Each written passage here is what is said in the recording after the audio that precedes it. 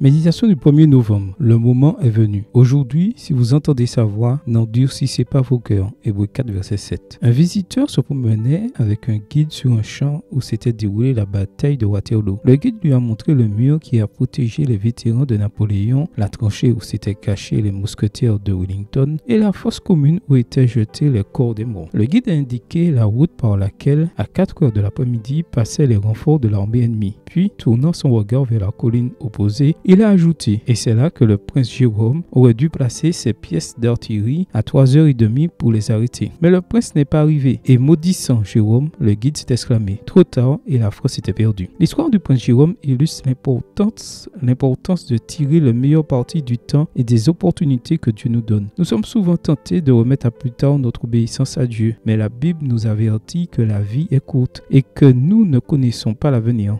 Voir Jacques 4, verset 14, Proverbe 27, verset 1. Il est donc essentiel de prêter attention à la voix de Dieu dans le présent. Une femme qui ne fréquentait plus l'église depuis longtemps a décidé d'assister à une réunion d'évangélisation où l'Esprit de Dieu a fait grande impression sur elle. À cet instant, elle a reconnu ses péchés et s'est agenouillée pour prier. Assise sur le même banc, une infirmière chrétienne s'est jointe à elle dans la prière et lui a montré que le Christ était son sauveur. La femme a accepté le sacrifice du Christ et a quitté le temple racheté. Elle a informé sa nouvelle amie qu'elle aimerait avoir une Bible. L'infirmière a décidé de lui offrir sa propre Bible et sur laquelle était imprimé son nom. Le lendemain, à l'hôpital, ses collègues lui ont annoncé une triste nouvelle. Aujourd'hui, nous avons eu un cas malheureux. Une dame a été renversée par un bus et est décédée. Ce qui est drôle, c'est qu'elle avait sur elle une Bible sur laquelle était imprimé ton nom. A-t-elle dit quelque chose avant de mourir? A demandé l'infirmière. Oui, lui a-t-on répondu. Elle a dit, Dieu merci, ce n'est pas arrivé hier. Saisis le temps et les opportunités. Obéis à Dieu sans délai et vis dans la reconnaissance. Amen. Bonne journée à toi et que le Seigneur te bénisse.